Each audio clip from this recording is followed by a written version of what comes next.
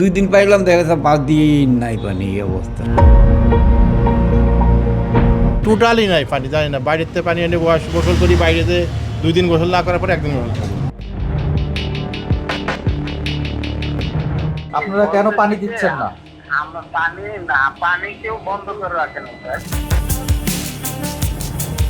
পানির জন্য আমি জীবনটা তো নাই, একটু পানি কোনো রকম নিয়ে টানা তার শরীর পিছিয়ে টিছে যাবো, নমত করতে গেছি। 2 দিন পাইলাম, দেখা যাচ্ছে 5 দিন নাই পানি, এই অবস্থা। এরা নাক রেখে ঘুমায়, বলে যে ঠিক করতেছি, পাইপের আপনার ঢুকে গেছে, পাইপের ভিতরে একটা পাইপ ঢুকে গেছে নাকি, এই ধরনের উত্তর কথা বলে।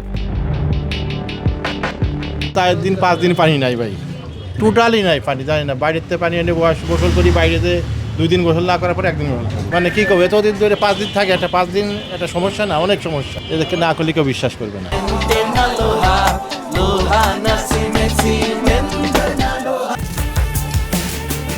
ছয় সাত দিন ধরে পানি নেই, এখন বাড়িওয়ালারা হচ্ছে পার্সোনালি পানি দিচ্ছে, সেই পানি দিয়ে আমাদেরকে কোনো মতে চালাতে হচ্ছে। আর খাবার খাবার পানিটা কিনে খেতে হচ্ছে, মানে একেবারে কিনে খাচ্ছে। হ্যাঁ একেবারে কিনে খেতে হচ্ছে। এখন কি করবো, যেহেতু পানিই নেই, তার উপর মানে খেতে তো হবে।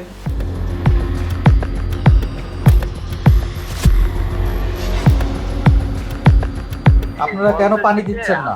আমরা পানি কেউ বন্ধ করে রাখেন স্যার। হ্যাঁ। পানিটার সমস্যা হচ্ছে যে আমার একটা পাম্প এতদিন কাজ চলছিল, এটা পাম্পটা তো আর চালু হচ্ছিল না। আমার লাইনের প্রেশার খুবই প্রেশার কমে গেছে।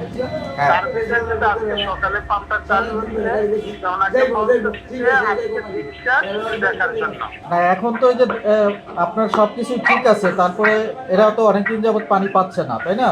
আচ্ছা, অনেকদিন যাবত পানি পাচ্ছে না স্যার, আমার পাম্পের তো কাজ চলছে, এটা তো সবাই দেখছে, যে এমন না হ্যাঁ। মিথ্যা কথা। কিন্তু বিকাল পর্যন্ত বলতেছে একটু দেখার জন্য, বিকাল পর্যন্ত যদি পানি না যায় হ্যাঁ। তারপরে আমরা দেখবো কি সমস্যা হয়েছে। কিন্তু আপনি এখন যেখানে গেছেন, এখানে কি কাজে গেছেন বলেন তো, আপনি এই সমাধান না করে?